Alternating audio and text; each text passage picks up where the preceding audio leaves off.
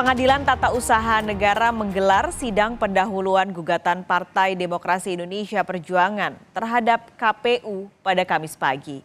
Gugatan menyangkut penetapan Gibran Rakabuming Raka sebagai calon wakil presiden 2024. Dalam sidang perdana ini, pihak penggugat yakni PDI Perjuangan diwakili tim hukumnya yang diketuai Gayus Lumbun.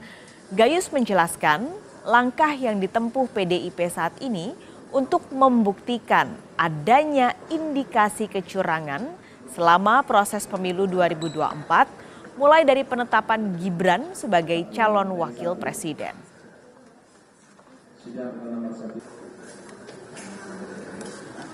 Lebih lengkap kita langsung temui rekan Asri Gunawan di Gedung Pengadilan Tata Usaha Negara atau PT-UN Jakarta. Asri, jadi apa isi gugatan dari PDI Perjuangan?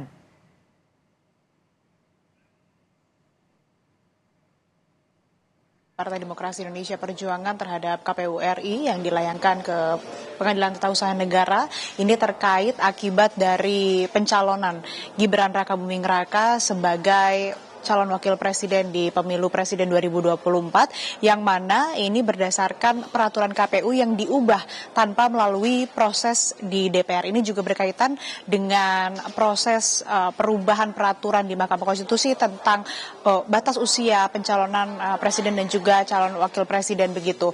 Nah, selain dari terkait dengan adanya perubahan aturan yang ada di KPU ini tanpa melalui proses DPR juga. Nah, ada alasan lain ataupun juga hal-hal yang menjadi gugatan dari PDIP terhadap KPU ini terkait dengan adanya penggunaan sumber daya negara demi menguntungkan paslon Prabowo Gibran di antara paslon capres-cawapres lainnya serta hasil perolehan pemilu presiden dan wakil presiden pada Pilpres 2024 lalu. Nah, hal ini dinilai oleh PDI Perjuangan ini menyalahi aturan kemudian juga melanggar etik sehingga memang ada langkah-langkah hukum yang ditempuh. Tadi Ketua Tim Hukum dari Partai Demokrasi Indonesia Perjuangan Gayus Lumbun menjelaskan bahwa pihak PDI Perjuangan memang sudah menerima putusan dari Mahkamah Konstitusi terkait dengan sengketa Pilpres, namun memang masih ada jalur hukum yang bisa ditempuh oleh PDI Perjuangan. Ini tujuannya bukan untuk membatalkan ataupun juga menggugurkan pencalonan atau pelantikan, maksud kami pelantikan dari Presiden dan Wakil Presiden terpilih, namun ini untuk mengungkap adanya indikasi kecurangan dalam proses pemilu yang digelar di tahun 2024 ini. Lebih lengkap Pak Kalis dan Saudara, berikut pernyataan dari Ketua Tim Hukum Partai Demokrasi Indonesia Perjuangan Gayus Lumbun yang telah kami rekam sebelumnya.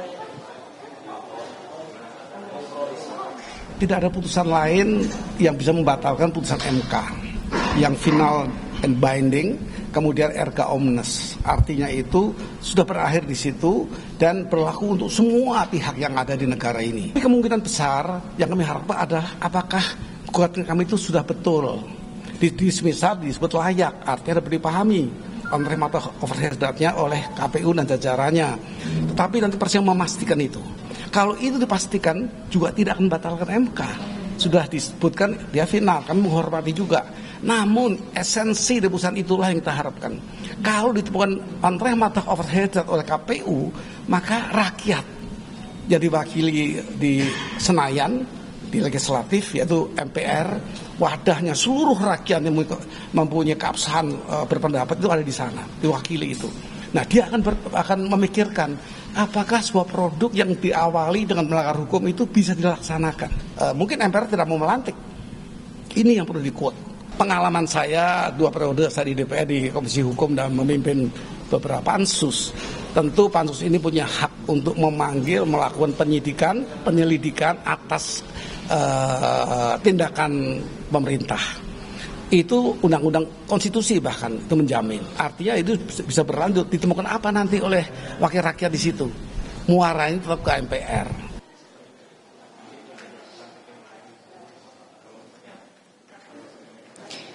Ya, kemudian sidang hari ini merupakan sidang perdana yang digelar tadi pukul 10 waktu Indonesia Barat. Memang agendanya ini pendahuluan atau pemeriksaan terhadap berkas gugatan dari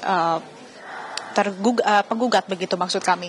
Nah, memang sebelumnya juga sudah melewati proses dismisal proses atau juga pemeriksaan apakah berkas-berkas gugatan tersebut ini layak untuk disidangkan ataupun juga untuk diadili. Nah, memang dari PT UN menyatakan bisa diadili. Nah, hari ini agendanya nanti akan ada pemeriksaan, kemudian juga dari PT UN ini akan memberikan masukan, kemudian juga petunjuk begitu untuk memberikan masukan untuk kesempurnaan materi gugatan untuk mendapatkan informasi awal. Seperti halnya siapa pemberi kuasa, kemudian siapa yang menerima kuasa, bentuk apa saja yang diajukan di persidangan. Dan memang sidang hari ini bersifat tertutup. Tadi sudah berlangsung berarti kurang lebih hampir 2 jam Paskalis dan saudara sidang perdana gugatan dari Partai Demokrasi Indonesia Perjuangan terhadap KPU RI yang digelar di PT UN Jakarta. Jadi kita masih menantikan bagaimana kemudian nanti setelah selesai menggelar sidang pertama, nanti apa hasilnya, kemudian nanti juga akan dilanjutkan dengan agenda lainnya.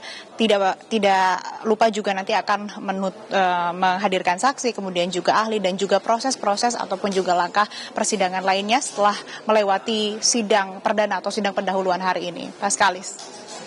Terima kasih, jurnalis Kompas TV Asri Gunawan langsung melaporkan dari PT UN Jakarta.